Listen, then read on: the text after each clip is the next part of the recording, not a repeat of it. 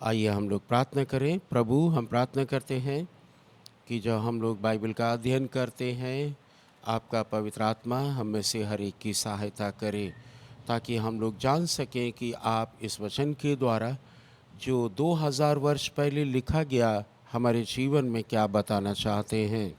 प्रभु यीशु के नाम से आमीन।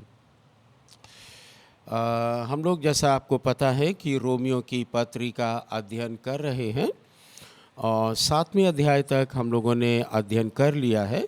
आज 8वां अध्याय शुरू करेंगे और पहले वचन से लेकर हम लोग 17 वचन तक अध्ययन करेंगे आज की सेवा में, और फिर उसके बाद डिस्कशन करेंगे और फिर नेक्स्ट संडे इसको नेक्स्ट ट्यूसडे हम फिर आगे का भाग लेंगे। हम लोग धीरे चल रहे हैं ताकि हम जान सकें कि ये रोमियो की पत्री कितनी महत्वपूर्ण है। यदि आप अब तक समझ पाए हैं तो समझ सके होंगे कि अगर प्रत्येक विश्वासी और प्रत्येक कलीसिया, प्रत्येक पासबान, चर्च के पास्टर, लीडर, अगर ये रोमियो की पत्री को ठीक से समझ जाएं और अपने लोगों को समझा दें, तो ये जो रॉन्ग डॉक्ट्रिन है, फॉल्स प्रोफेसीज़ हैं, फॉल्स टीचर्स, अपोस्टल्स और ये तमाम चीज़ें ख़त्म हो जाएंगी और मसीह की देह भारत देश में उन्नति करेगी। लेकिन हम लोग दुआ करते हैं ताकि ये संदेश रोमियो की पत्रिका सब जगह जाए, लोगों के जीवन में काम करे, और इसके साथ हम लोग प्रार्थना भी करते हैं कि परमेश्वर ऐसा होने दे कि हम मसीह लोग रोमियो की पत्री को ठीक से समझकर आगे बढ़ें। तब आप देखेंगे कि आपका जीवन कुछ और ही होगा और लोगों से थोड़ा ऊपर होगा, क्योंकि आप परमेश्वर के स्वर्गीय सत्यों को ठीक से समझ पा रहे हैं, एक्सप्लेन कर पा रहे हैं और अपने प्रतिदिन के जीवन में उसको लागू कर पा रहे हैं, और फिर बाकी चीज़ें, शैतान को हराना और चीज़ें आसान हो जाती हैं। तो 8वें वचन का पहले 8वें अध्याय के पहले वचन से पढ़ेंगे।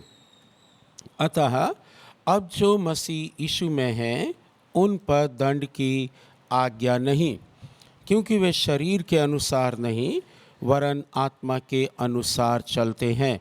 क्योंकि जीवन की आत्मा की व्यवस्था ने मसीह यीशु में मुझे पाप की और मृत्यु की व्यवस्था से स्वतंत्र कर दिया है। क्योंकि जो काम व्यवस्था शरीर के कारण दुर्बल होकर ना कर सकी, उसको परमेश्वर ने किया, अर्थात अपने ही पुत्र को पाप में शरीर की समानता में और पाप बलि होने के लिए भेजकर शरीर में पाप पर दंड की आज्ञा दी। इसलिए कि व्यवस्था की विधि हम में जो शरीर के अनुसार नहीं वरन आत्मा के अनुसार चलते हैं पूरी की जाए। क्योंकि शारीरिक व्यक्ति शरीर की बातों पर मन लगाते हैं, परंतु आध्यात्मिक आत्मा की बातों पर मन लगाते हैं। शरीर पर मन लगाना तो मृत्यु है, परंतु आत्मा पर मन लगाना जीवन और शांति है। क्योंकि शरीर पर मन लगाना तो परमेश्वर से बैर रखना है, क्योंकि मन ना तो परमेश्वर की व्यवस्था के अधीन है और ना ही हो सकता है, और जो शारीरिक दशा में हैं वे परमेश्वर को प्रसन्न नहीं कर सकते परंतु जबकि परमेश्वर का आत्मा तुम में बसता है, तो तुम शारीरिक दशा में नहीं परंतु आत्मिक दशा में हो। यदि किसी में मसीह का आत्मा नहीं तो वो उसका जन नहीं। यदि मसीह तुम में है तो देह पाप के कारण मरी हुई है, परंतु आत्मा धर्म के कारण जीवित है। यदि उसी का आत्मा जिसने यीशु को मरे हुओं में से जिलाया तुम में बसा हुआ है, तो जिसने मसीह को मरे हुओं में से जिलाया वो तुम्हारी नश्वर देहों को भी अपने आत्मा के द्वारा जो तुम में बसा हुआ है जिलाएगा। इसलिए हे भाइयों, हम शरीर के कर्जदार नहीं कि शरीर के अनुसार दिन काटें, क्योंकि यदि तुम शरीर के अनुसार दिन काटोगे तो मरोगे। यदि आत्मा से देह की क्रियाओं को मारोगे तो जीवित रहोगे। इसलिए कि जितने लोग परमेश्वर के आत्मा के चलाए चलते हैं वे ही परमेश्वर के पुत्र हैं या पुत्रियां हैं। क्योंकि तुमको दासत्व यानी गुलामी की आत्मा नहीं मिली कि फिर भयभीत हो, परंतु ले पालकपन की आत्मा मिली है, जिससे हम हे अब्बा हे पिता कहकर पुकारते हैं। आत्मा आप ही हमारी आत्मा के साथ गवाही देता है कि हम परमेश्वर की संतान हैं, और यदि संतान हैं तो वारिस भी, वरन परमेश्वर के वारिस और मसीह के संगी वारिस हैं, कि जब हम उसके साथ दुख उठाएं तो उसके साथ महिमा भी पाएं। हालेलुया। तो अब हम इसको एक्सप्लेन करने की कोशिश करेंगे, क्योंकि रोमियो की पत्री रोम की कलीसिया को लिखी गई है, जो इंटेलिजेंट थे, बुद्धिमान थे, और वहाँ यहूदी लोग ज़्यादा थे। इसलिए प्रेरित पौलुस ने ये बातें जानबूझकर लिखी हैं। कुछ लगेगा आपको कि ये कुछ घुमावदार बातें हैं, लेकिन अगर आप इसको धीरे धीरे समझते हैं तो मैं सोचता हूँ कि आपका रैप्चर मिस नहीं होगा। आप प्रभु के साथ उठाए जाएंगे। जब आएंगे प्रभु तो आपको लेके जाएंगे। हमारी चिंता ज़्यादातर यही है कि मसीह लोगों का उद्धार हो जिनका नहीं हुआ है, और बहुत से लोग जो मसीह में आए हैं वे बाइबल पढ़ के नहीं आए। जो मसीह के लोग विरोधी इस समय संसार में हैं और पृथ्वी भारत देश में हैं, उनका एक ब्लेम है, और वो ब्लेम मैं मानता हूँ क्योंकि मैं ग्राउंड लेवल पर लोगों से मिलता हूँ, और वो ये कहते हैं कि मुझे ऐसा एक क्रिश्चियन दिखाओ जो बाइबल पढ़ के खोजबीन करके और सत्य को समझने की चाह लगन रख के मसीह के पास आया हो। और ये बात एक्चुअली में उनकी बहुत हद तक सही है, क्योंकि ज़्यादातर लोग इसलिए आए मसीह में क्योंकि उनको दुष्ट आत्माएं या भूत सता रहे थे, या वे गरीबी में थे, या वे बीमारी में थे। डॉक्टर ने मना कर दिया कि अब तुम्हारा चांस नहीं है। उन्होंने सब जगह कोशिश कर ली, परंतु अंत में प्रभु के पास आए। आना चाहिए था पहले, परंतु आए अंत में। और फिर कोई कर्ज में था तो अचानक प्रभु ने कोई प्रबंध कर दिया और वे कर्ज में से वापस आ गए। कोई डिप्रेशन में था, प्रभु ने उसको डिप्रेशन में से बाहर निकाल लिया। और या फिर कोई ड्रग्स लेता था, उसकी कोई आशा नहीं थी, और किसी ने प्रार्थना कर दी तो वो ड्रग्स छोड़ दिया उसने। तो वो ऐसे लोग मसीह बन गए, क्योंकि अब वापस जाएंगे तो कहीं वो समस्याएं ना आ जाएं। परंतु ये बातें उद्धार को प्रकट नहीं करती, उद्धार नहीं लाती हैं। उद्धार लाता है परमेश्वर के वचन पर विश्वास करना, उससे पहले पश्चाताप करना, और ये उन लोगों की जिम्मेदारी है जो आपको लीड करते हैं, क्योंकि बाकी चीज़ें ख़त्म हो जाएंगी। तो इस बात को समझने की आवश्यकता है कि आप अगर ड्रग्स से मुक्ति पाकर, या फिर आप कर्ज में थे, आपको कर्ज वाले लोग परेशान कर रहे थे, तो आपने कहा प्रभु यीशु मेरी सहायता कर दो, प्रभु ने आपकी सहायता कर दी। या भूत निकल गए, या चंगे हो गए, कुछ भी चमत्कार आपके जीवन में हुआ, चंगाई हुई, उसको आधार मानकर आप ठीक से प्रभु के पास आ जाएं। तो और फिर रातों दिन बाइबल पढ़ें, प्रार्थना करें, और बाइबल को समझने के लिए चर्च में जाएं।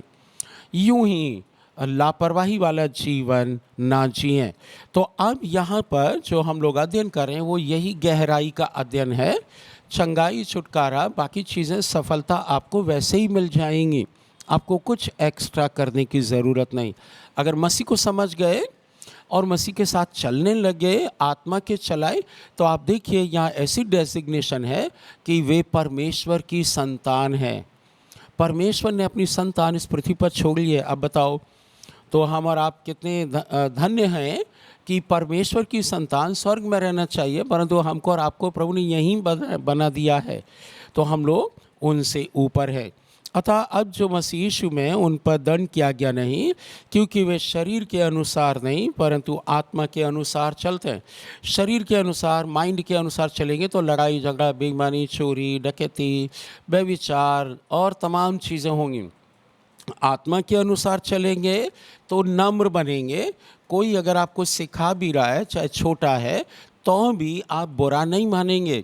आप कहेंगे thank you brother, thank you sister, ये तो मुझे बहुत अच्छी बात बता दिया। अंतर होता है दोनों में, क्योंकि जीवन की आत्मा की व्यवस्था ने मसीह यीशु में मुझे पाप की और मृत्यु की व्यवस्था से आज़ाद कर दिया है। ये प्रेरित पौलुस अपने लिए कह रहे हैं, और प्रेरित पौलुस उन सब के लिए कह रहे हैं जिन पर ये वचन लागू होता है।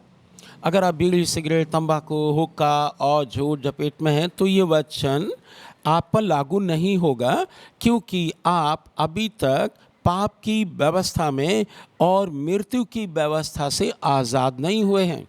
आज़ाद करने के लिए प्रभु यीशु को पाकर आपको अपना जीवन समर्पित करना होगा प्रभु को। और समर्पित करने का मतलब फिर आपका मालिक जो है वो प्रभु यीशु बन जाएंगे। फिर आप अपने शरीर से वह कुछ भी नहीं करेंगे जो परमेश्वर का वचन मना करता है।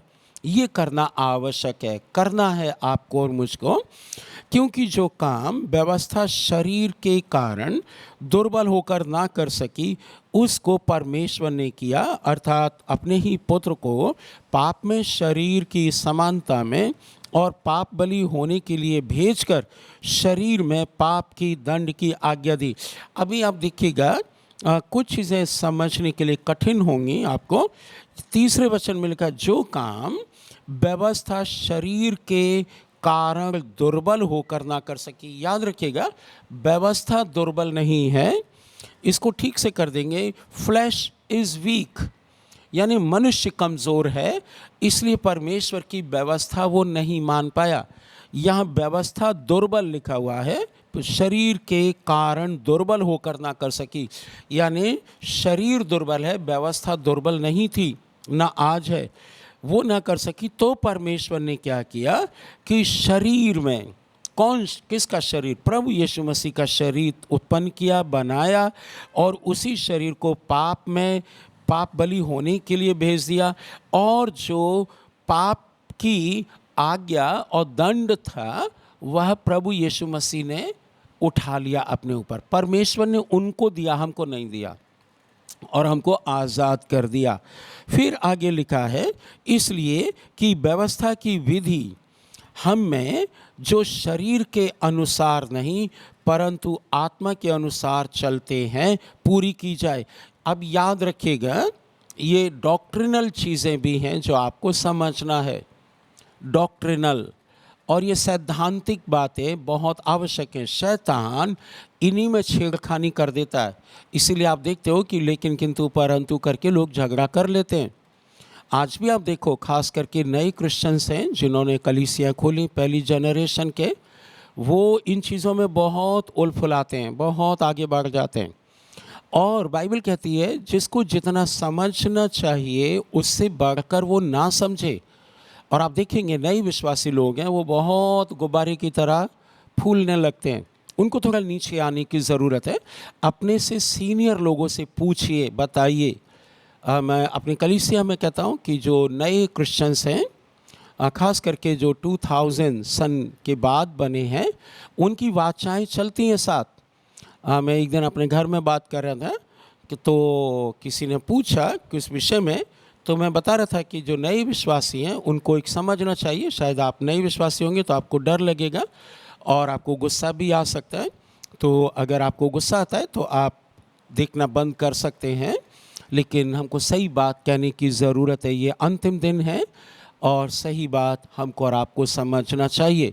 तो मैंने बताया कि पुराने जो क्रिश्चियंस हैं उनकी आप बुराई कर सकते हैं, लेकिन उनमें वीकनेसेस हैं, लेकिन उनसे ज़्यादा आप जो नए हैं उनमें हैं जो स्पिरिचुअल वीकनेसेस हैं, और मैंने उनको गिनाना शुरू किया।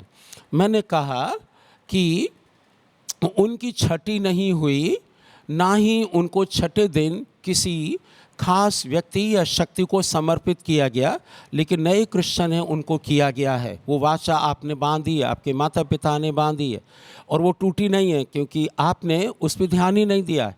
आपने रोमियो की पत्री नहीं पढ़ी है।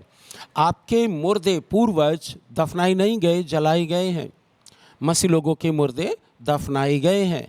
और भी इस प्रकार की बहुत सी चीज़ें हैं। आपका मुंडन हुआ, क्रिश्चियन लोगों का मुंडन नहीं हुआ है। तो कई चीज़ें हैं, इनमें आपको थोड़ा समझना है, धीरे चलना है, ताकि कहीं ऐसा ना हो कि दौड़ के आप मसीह से आगे निकल जाएं। और यूहन्ना की पत्रियों में लिखा है, जो लिखे हुए से आगे बढ़ जाता है वह दोषी ठहरता है और शैतान उसको जल्दी पकड़ सकता है। याद रखिएगा, मैं ये इस बातें क्यों कह रहा हूँ, क्योंकि हम देखते हैं और ये पता चल जाता है कि अच्छा होता है ये भाई रोमियो की पत्री पढ़ता या ये बहन रोमियो की पत्री पढ़ती, तो वो अपने जीवन को, अपने परिवार के जीवन को, खास करके बच्चों के जीवन को ठीक कर पाती या कर पाते। और वो अपना गड़बड़ी में डाले हों, गुस्सा आ जाता है जल्दी और वो दिखाना चाहते मैं तो उससे ज़्यादा जानता हूँ। ऐसा मत कीजिएगा नए क्रिश्चियन भाई, नई क्रिश्चियन बहन, मैं बताना चाहता हूँ रोमियो की पत्री पढ़ना शुरू कीजिए। यहाँ पर लिखा है कि इसलिए कि व्यवस्था की विधि हम में जो शरीर के अनुसार नहीं चलते। जो बातें मैंने बताई वो आप देख लीजिएगा, ये बिल्कुल एविडेंस्ड हैं, दिखने वाली हैं कि ये शरीर के अनुसार चलने वाले लोग हैं जो खोजबीन करके मसीह के पास नहीं आए, जो केवल दर्शन देखते रहते हैं, जो केवल एक या दो पवित्र आत्मा के वरदानों को इस्तेमाल करते रहते हैं। बाहर उनकी ज़िंदगी वैसी ही है और उनके पास गहराई में कुछ भी नहीं है, क्योंकि वे टाइम नहीं बिताते प्रभु के साथ। डीजे पे भी डांस कर लेते हैं, फिल्मी गाना भी गा लेते हैं। वे शरीर के अनुसार चलते हैं और लिखा हुआ है कि हम में जो शरीर के अनुसार नहीं वरन आत्मा के अनुसार चलते पूरी की जाए। किस में पूरी की जाएगी ये व्यवस्था? केवल उनमें जो आत्मा के द्वारा चलते हैं। अब आप चेक कर सकते हैं कि आप आत्मा के अनुसार चलते हैं या जब मौका लगता है तो फिर शरीर के अनुसार भी चल देते हैं। मौका की बात है, मौका है तो फिर आप ईसाई भी बन जाते हैं, मौका है तो फिर आप अन्य जगहों पर भी चले जाते हैं और आपको कुछ ज़्यादा फ़र्क नहीं पड़ता। संसार में एक टांग है और एक टांग परमेश्वर के राज्य में रखना चाहते हैं, बट होती नहीं है। वो धोखे में रखता है शैतान कि तुम एक टांग तो कम से कम स्वर्ग के राज्य में, वो होती नहीं है। प्रभु को वो पसंद नहीं। तो देखिएगा, आत्मा के अनुसार चलते हैं, पूरी की जाए, क्योंकि शारीरिक व्यक्ति शरीर की बातों पर मन लगाते हैं, परंतु आध्यात्मिक व्यक्ति आत्मा की बातों पर मन लगाते हैं। अब आप देख सकते हैं, आप आध्यात्मिक हैं या फिर आप शारीरिक हैं, आप दुनिया के व्यक्ति हैं, आप शैतान की संतान हैं या परमेश्वर की संतान हैं। इस वचन से आप पता कर सकते हैं। आप झूठ बोल के ठगते हैं, आप दिन भर झूठ बोलते रहते हैं, शाम को प्रार्थना कर लेते हैं, बुदबुदाते हैं और आप सोचते हैं कि आपके पाप क्षमा हो गए। मेरे प्रिय भाई, मेरी प्रिय बहन, ऐसा होता नहीं है।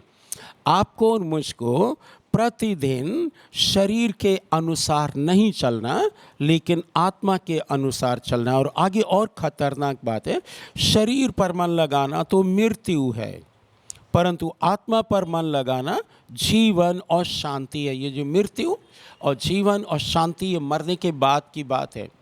लेकिन इस समय भी अगर आप आत्मा के अनुसार चलेंगे तो फिर एक मृत्यु ये शरीर की तो आएगी, आज नहीं तो कल, लेकिन आत्मा पर अगर आप मन लगाएंगे तो जीवन, यानी अनंत जीवन, वो जीवन जो कभी ख़त्म नहीं होता, परमेश्वर वाला जीवन, और शांति मिलेगी। नरक में शांति नहीं है। आपको पता है, वो धनवान व्यक्ति चला गया नरक में, और आज कितने लोग हैं जो सब सक्सेसफुल देख के, धनवान बनाकर, चंगा करके तुरंत कहते हैं जाओ नरक में जाओ। वो कभी नहीं कहते पहले पश्चाताप करो, आपने पाप किया है, आपको दंड मिलना चाहिए, प्रभु यीशु ने लिया। वे नरक के बारे में बताते नहीं तो लोग भाग जाएंगे। इसलिए सच्चाई आपको मालूम होना चाहिए। परंतु आत्मा पर मन लगाना जीवन और शांति है। 7वां वचन को थोड़ा और गहराई से समझेंगे, क्योंकि शरीर पर मन लगाना, मन का मतलब माइंड, जो इंग्लिश बाइबल में वो माइंड लगाना, तो परमेश्वर से बैर रखना है। अगर आप पूरी दुनिया की बातें दिन भर करते रहते हैं और उन्हीं पर मन लगाते हैं, बाइबल का वचन एक भी नहीं है। जब कोई आपके घर में आता है तो हाथ जोड़ देते हैं, आप चाय बनाने लगते हैं, आप अपनी फिलॉसफी बताते हैं, उससे आपके आत्मिक जीवन पर कोई असर नहीं पड़ेगा। यानी आप फिर भी परमेश्वर के बैरी बने रहेंगे। और ये बहुत सी जगह पर होता है। इसको कहते हैं सेटन इन डिसगाइज। वह जो है, शैतान जो है, वो भेष बदल कर आपके अंदर बैठा हुआ है। बातें तो वो कर रहा है, लेकिन उसका मन आत्मा के अनुसार नहीं चल रहा, वो व्यक्ति आत्मा के अनुसार नहीं चल रहा। शरीर पर मन लगाना तो मृत्यु है। हाँ, क्योंकि शरीर पर मन लगाना तो परमेश्वर से बैर रखना है, क्योंकि ना तो परमेश्वर की व्यवस्था के अधीन है कौन? मन, माइंड, और ना हो सकता है। और जो शारीरिक दशा में हैं वे परमेश्वर को प्रसन्न नहीं कर सकते। इसको इंग्लिश में अगर आप समझ सकते हैं तो आप समझिएगा कि हम लोग जो पढ़ते हैं तो समझ पाते हैं कि वेल मीनिंग नेगेटिव पीपल, ये जो मन की बात है, ये इसलिए कही जाती है कि उनका मन परमेश्वर की ओर नहीं हुआ है। एक उदाहरण लेते हैं, जैसे प्रेरित पतरस ने प्रभु यीशु मसीह को थोड़ी देर पहले ही कहा था कि तू परमेश्वर का पुत्र मसीह है, और परमेश्वर ने तुरंत कह दिया कि यस, तूने ये बात अपनी ओर से नहीं कही है, तुझको परमेश्वर ने बताई है। इतनी बात हो गई और प्रभु ने कहा मैं इस पत्थर पर एक कलीसिया बनाऊंगा। ये थोड़ी देर पहले हुआ, लेकिन आगे जाके जब प्रभु यीशु मसीह ने कलीसिया की नींव डालने के लिए अपने आप के विषय में बताया कि मनुष्य का पुत्र क्रूस पर चढ़ाया जाएगा, मारा जाएगा, दफनाया जाएगा और तीसरे दिन जिंदा हो जाएगा, ये कलीसिया की नींव है। और जब प्रभु यीशु ने ये एक्सप्लेन किया तो बाइबल कहती है मत्ती की पुस्तक में कि पतरस उनको अलग लेके गए और उनको डांटने लगे। प्रभु यीशु को डांट रहे हैं वो, जबकि उन्होंने चिन्ह चमत्कार देखे। उन्होंने कहा देखो तुम मुझसे बड़े हो, ये मानना चाहिए, परंतु वो प्रभु को डांट रहे हैं। कई बार मैंने देखा है क्रिश्चियन लोग भी डांटते हैं, हाँ? अगर आप मुँह से नहीं डांटते तो आप अपने कामों से डांटते हैं। प्रभु कहता है चोरी मत करो, आप कहेंगे हे प्रभु तू कौन होता है मैं तो करूँगा। प्रभु कहते हैं कि बेटा तूने जिसका कर्ज लिया उसको वापस करो, तो आप कहते हैं नहीं मैं नहीं करूँगा, देखो वो क्या कर लेगी या क्या कर लेगा। आप सोचते हैं कि सब कुछ ठीक होता जाएगा, ऐसा नहीं है, ऐसा नहीं है। पाप की मजदूरी मृत्यु है, कल भी थी आज भी है। अगर उसका निपटारा नहीं किया, ठीक नहीं किया, तो फिर होगा ही होगा। सिंपली ऐसे ही जैसे बीमारी आपको आ गई और आपने इलाज नहीं किया तो फिर बीमारी बढ़ती जाएगी, और बीमारी मृत्यु का एक एजेंट है, मृत्यु का एजेंट है। The sickness is the agent of death. Direct मृत्यु कई बार नहीं आती है, लेकिन मृत्यु का जो एजेंट है वो गरीबी, बीमारी, लड़ाई झगड़ा, व्यभिचार, पाप, अधर्म, चोरी, बेईमानी सब है। तो ये एजेंट्स को आपको पकड़ना है और इन एजेंट्स को बदलना है। हालेलुया। मृत्यु को किस में बदलना है? जीवन में बदलना। पाप को किस में बदलना? धार्मिकता में। दुष्टता को किस में बदलना है? सच्चाई में, अच्छाई में, जो बाइबल में लिखी हुई है। तो यहाँ प्रेरित पतरस प्रभु को डांट रहे हैं। प्रेरित पतरस अच्छी बात कह रहे हैं जो हमको और आपको ठीक लगती है। सपोज अगर हमारे सामने कोई व्यक्ति आ जाए और एक बड़ा आदमी उसको पीट रहा है, मार रहा है, तो हम जाएंगे वहाँ पर और कहेंगे नहीं नहीं ऐसा मत करो, ये तो बिल्कुल ठीक बात है। सो वेल मीनिंग है। प्रेरित पतरस वेल मीनिंग है, लेकिन नेगेटिव है वो। क्यों नेगेटिव है? क्योंकि प्रभु ने जो काम अपने लिए बताया है वह एक्चुअली में काम है, और पतरस कह रहे तू वो नहीं करेगा, वो नहीं करेगा, तू ऐसा मत कहना, तुझे कोई नहीं मार सकता, मैं देख लूँगा। तब प्रभु यीशु ने कहा हे शैतान दूर हो जा। थोड़ी देर के बाद उनका बदल गया। आज भी मनुष्य बदल जाता है, आज का मनुष्य बदल जाता है, जल्दी बदल जाता है। सतर्क रहना चाहिए कि कहीं शैतान के फंदे में आप और हम ना फंस जाएं। तो यहाँ मन लगाना, ये शरीर पर मन लगाना तो परमेश्वर से बैर रखना है, क्योंकि ना तो परमेश्वर की व्यवस्था के अधीन है माइंड, और ना ये हो सकता है। जो भी साइकोलॉजिस्ट लोग हैं और साइकाइट्रिस्ट हैं, इवन मेडिकल वाले भी, और हम और आप भी समझते हैं, वो ये कहते हैं कि ह्यूमन माइंड इज़ 85% जजमेंटल। तो 85% जो है मनुष्य का दिमाग वो जजमेंटल है, वो आसानी से सब चीज़ें स्वीकार नहीं करता है। इसीलिए प्रभु यीशु को हृदय में स्वीकार किया जाता है। प्रभु कहते तो मुझे अपने दिमाग में स्वीकार कर लो, तो कोई भी दिमाग में स्वीकार नहीं करता। और फिर अगर आप और गहराई से समझेंगे तो समझ पाएंगे, रोमियो की पत्री आगे चल के हम देखेंगे 12वें अध्याय में लिखा, तुम अपने मन को बदलते जाओ। हिंदी में चाल चलन लिखा है वहाँ पर, बट इंग्लिश में रिन्यूइंग ऑफ योर माइंड। अपने माइंड को रिन्यू करो। मेरे प्रिय भाइयों बहनों, ये जो बाइबल अध्ययन है ये केवल उनके लिए नहीं है, इससे हम और आप भी आज की शाम आशीष पा सकते हैं। तो लिखा हुआ है कि माइंड परमेश्वर की व्यवस्था के अधीन नहीं हो सकता। इसीलिए आज आप देख लो, अगर आपकी किसी ने भलाई की है 100 बार और एक बार उससे कुछ गलती होगी तो आप 100 बार की भलाई भूल जाएंगे, वो याद रखेंगे। क्यों? क्योंकि मानव का शरीर, मानव का जो माइंड है वह परमेश्वर की व्यवस्था के अधीन नहीं है, वो राशनल है, वह जजमेंटल है।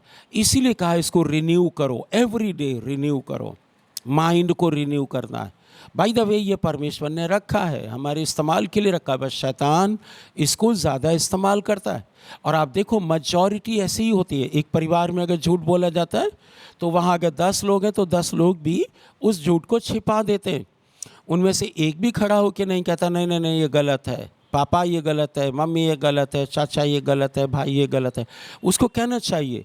वो क्यों नहीं कहता? क्योंकि वो व्यक्ति नेगेटिव है, परंतु वह वेल मीनिंग है, उसको लग रहा है अच्छा है, ये ठीक कह रहा है, मेरा भाई, मेरी बहन, मेरा पापा, मेरा चाचा ठीक कह रहा है, परंतु एक्चुअली में उनको मालूम है कि ये गड़बड़ है, पर उसको ठीक नहीं करते हैं। और जो शारीरिक दशा में है वे परमेश्वर को प्रसन्न नहीं कर सकते। मेरे प्रिय भाइयों बहनों, बाइबल कह रही है अगर आप सांसारिक बातों पर चलते हैं, संसार की शिक्षा पर चलते हैं, संसार के अनुसार चलते हैं जिसमें पाप, अधर्म, गड़बड़ी है, संसार में जो चीज़ें अच्छी हैं उनमें आप चल सकते हैं।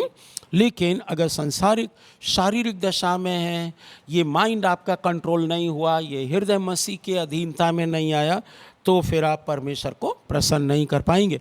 परंतु जबकि परमेश्वर का आत्मा तुम में बसता है तो तुम शारीरिक दशा में नहीं परंतु आत्मिक दशा में आपको चेक करना है।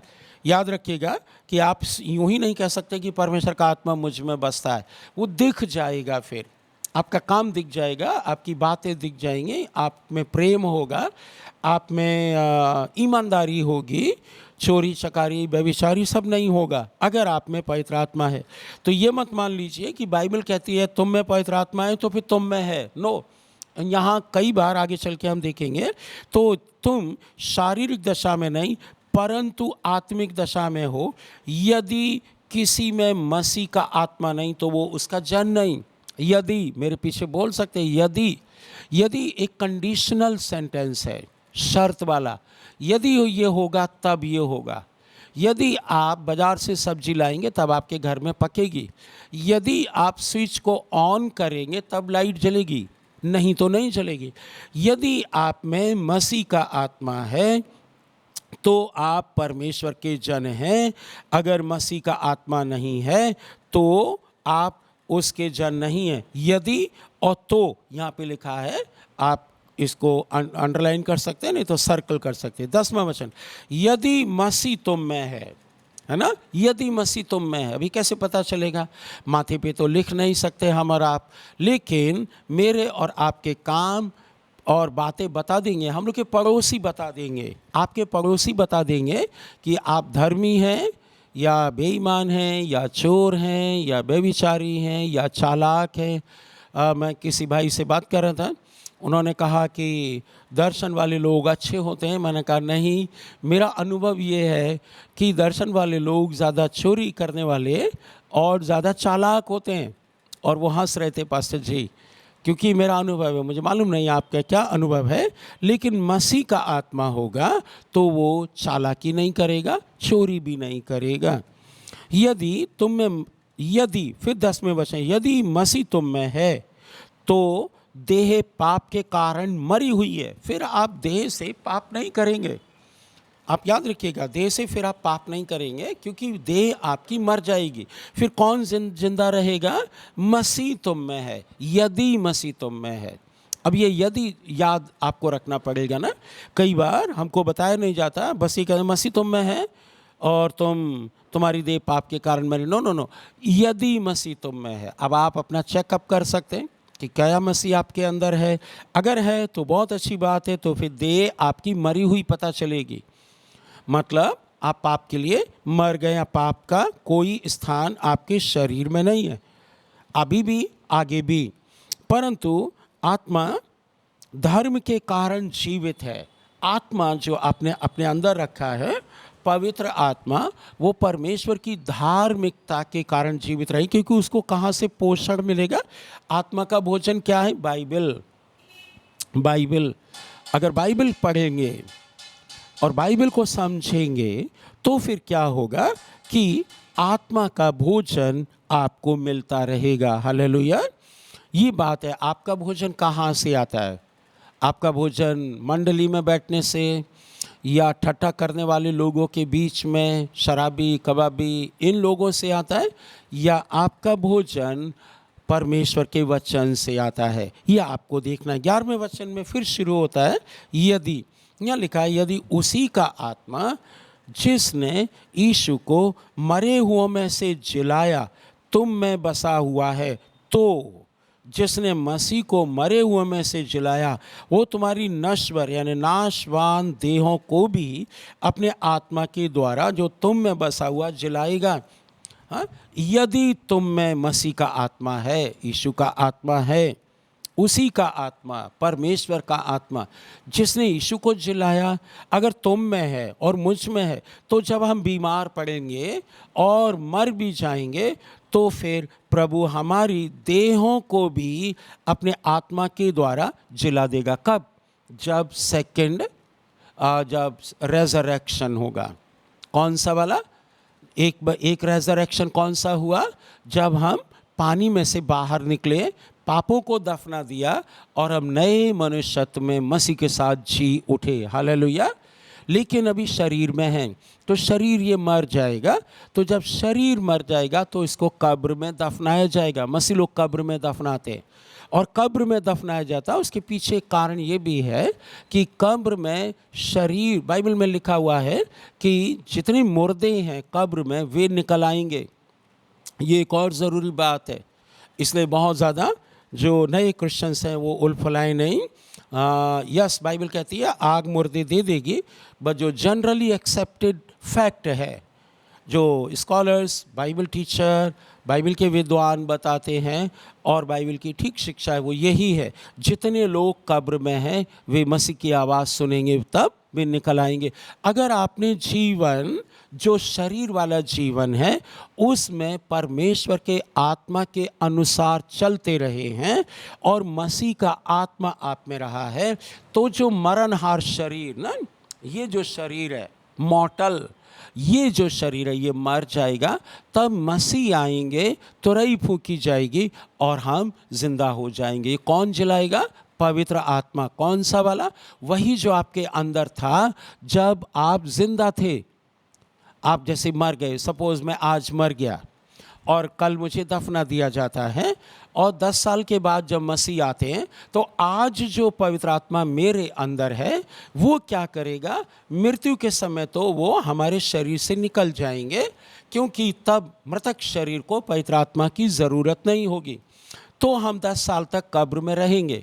लेकिन जब परमेश्वर के पुत्र प्रभु यीशु आएंगे, तुरई फूंकी जाएगी, करोड़ों स्वर्गदूत आएंगे, तब क्या होगा? तब वही आत्मा जो मेरे अंदर आज तक था, मरने से पहले तक था, वो मुझको उस दिन जिला देगा। ये गहरी बात है मेरे प्रिय भाइयों बहनों, इन पर ज़्यादा ध्यान दें।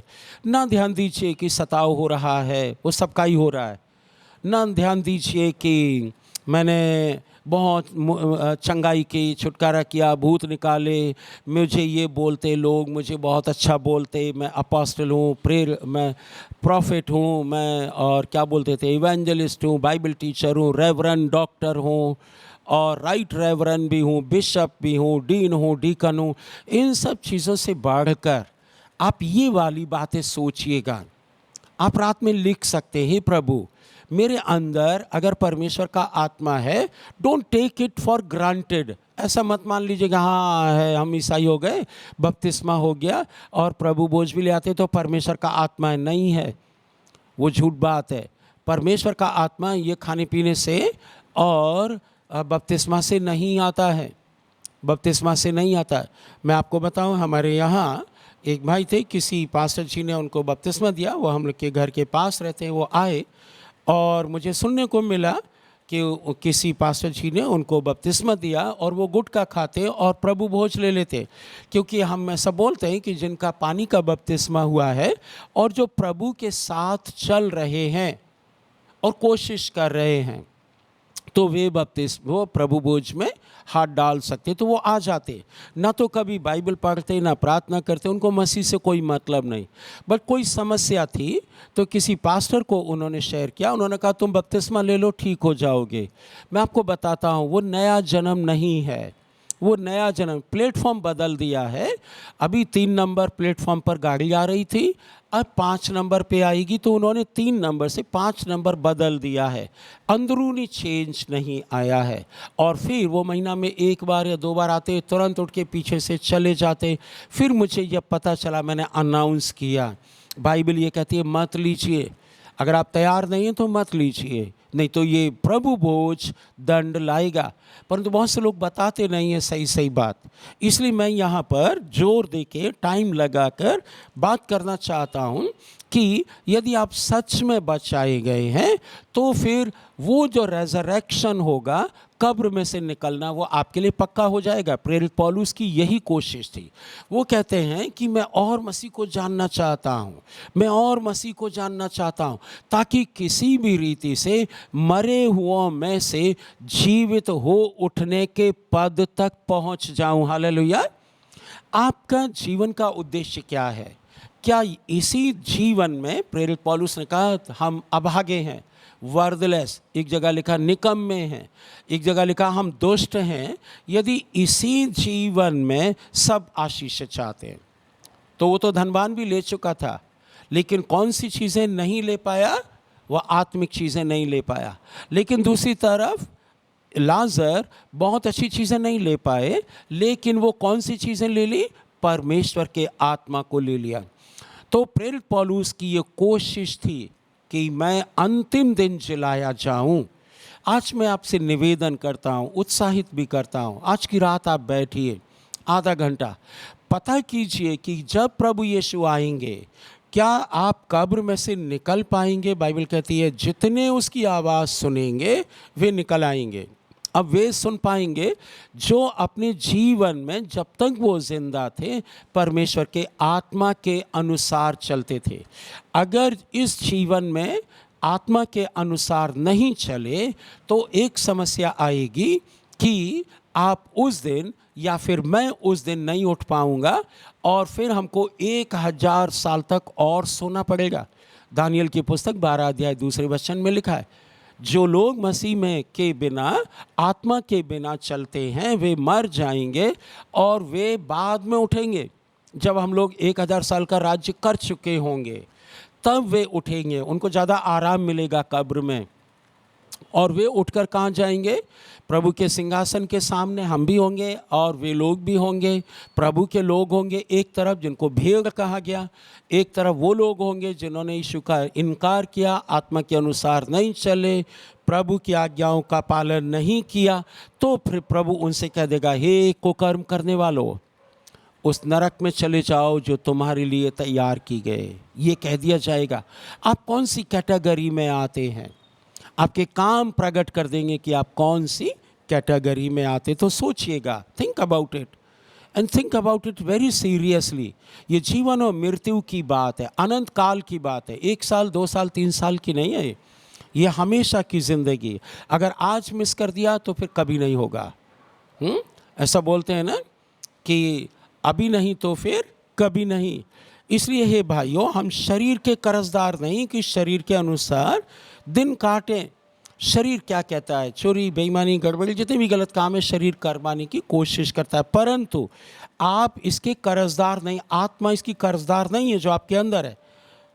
तो कैसे दिन काटना है? शरीर के अनुसार नहीं, क्योंकि यदि तुम शरीर के अनुसार दिन काटोगे तो मरोगे अनंत काल में। यदि आप समझ रहे हैं ना, मैंने अपनी बाइबल में यदि लगाया है, लिखा है, सर्कल किया रेड पेन से, आप भी कर सकते हैं। यदि आत्मा से देह की क्रियाओं को मारोगे तो जीवित रहोगे। याद रखिएगा, प्रेरित पौलुस अर्थात परमेश्वर का आत्मा ये नहीं कह रहा कि तुमको करना ही है, ये चॉइस आपकी है। यदि करोगे तो होगा, अगर नहीं करोगे तो फिर नहीं होगा। तो चॉइस किसके हाथ में? आपके हाथ में, मेरे हाथ में। यदि करोगे तो हो जाएगा, अगर नहीं करोगे तो फिर नहीं होगा। मैं उत्साहित करूंगा कि करें, ताकि यदि आपके जीवन से हट जाए। यदि आत्मा से देह की क्रियाओं को मारोगे, देह भारी है या फिर आत्मा भारी है? अगर देह भारी है तो आत्मा को कंट्रोल कर लेगी, और यदि आत्मा भारी है तो देह को कंट्रोल कर लेगा। लेकिन आपको अलाउ करना पड़ेगा, क्योंकि आपके पास 5 चीज़ें और भी हैं जिसको हम लोग बोलते हैं बुद्धि, समझ, ज्ञान, विवेक और कॉमन सेंस। ये 5 चीज़ें आपको परमेश्वर की अधीनता में लेके आना है, ताकि इनका आप बेस्ट प्रयोग कर सकें और आप ठीक रह सकें इस पृथ्वी पर।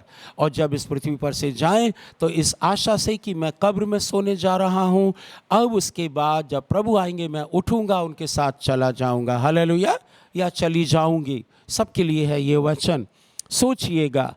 इसलिए कि जितने लोग परमेश्वर के आत्मा के चलाए चलते, वे ही परमेश्वर के पुत्र हैं और पुत्रियां हैं। अगर आप परमेश्वर के आत्मा के चलाए नहीं चल रहे हैं, आपके काम प्रकट नहीं कर पा रहे हैं, तो आप आत्मा के अनुसार नहीं चल रहे हैं, तो फिर आप घाटे का सौदा कर रहे हैं। आप घाटे का सौदा कर रहे हैं, जो बाद में आपको रुलाएगा, दांती पिसवाएगा और हमेशा तक ऐसा होता रहेगा। इस दास को ले जाओ, बांध दो हाथ पैर और अंधेरे में डाल दो, जब दांतों का पीसना, रोना, तड़पना होगा, और वो नरक की जगह है। क्योंकि तुमको दासत्व की आत्मा नहीं मिली है। किसके लिए कह रहे? प्रेरित पौलुस रोमियो की पत्री को। अगर आपने मसीह को जीवन नहीं दिया है तो फिर आपको दासत्व की ही आत्मा मिली है। अगर मसीह को जीवन दे दिया है, उसकी आज्ञाओं पे चलें, पवित्र आत्मा के अनुसार चलें, तो पता चल जाएगा कि आप शरीर के गुलाम नहीं, और आप उस आत्मा के गुलाम नहीं जो आपको गुलामी की ओर ले जाती है। ना कि फिर भयभीत हो, डर के लिए नहीं मिला है। फिर लिखा है, परंतु ले पालकपन की आत्मा मिली है, जिससे हम हे अब्बा, हे पिता कहकर पुकारते हैं। इसको थोड़ा ठीक अनुवाद करेंगे हम लोग। ये जो ले पालकपन है, ये ले पालकपन का मतलब होता है अडॉप्ट कर लेना। जैसे आपके पास कोई बच्चा नहीं है, आपकी शादी हो गई 5 साल 8 साल, तो फिर आप क्या विचार करेंगे?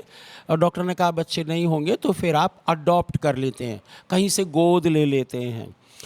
इसको इंग्लिश बाइबल में अगर आप पढ़ेंगे तो वहाँ पर ठीक बात लिखी है। वहाँ लिखा है, spirit brought about your adoption to sonship. इसका मतलब क्या हुआ कि पवित्र आत्मा ने आपको, जो गोद लिए हुए थे, गोद लिए हुए बालक थे या बेटी थी या बच्चे थे, तो फिर आपको बदल कर पुत्र बना दिया है। दैट मीन्स अगर आपके पास 2 बच्चे हैं और 2 बच्चे वो आपके ब्लड के हैं, शादी हुई, आपके बच्चे 2 उत्पन्न हुए, लेकिन आप एक और बच्चा अनाथालय से ले आते हैं, तो वो अडॉप्टेड सन कहलाता है। सन कहलाएगा, बेटा कहलाएगा, पर वो आपका है नहीं, वो किसी और का है। आपने उसको पालने के लिए, बड़ा करने के लिए ले लिया है, परंतु वो आपका नहीं है।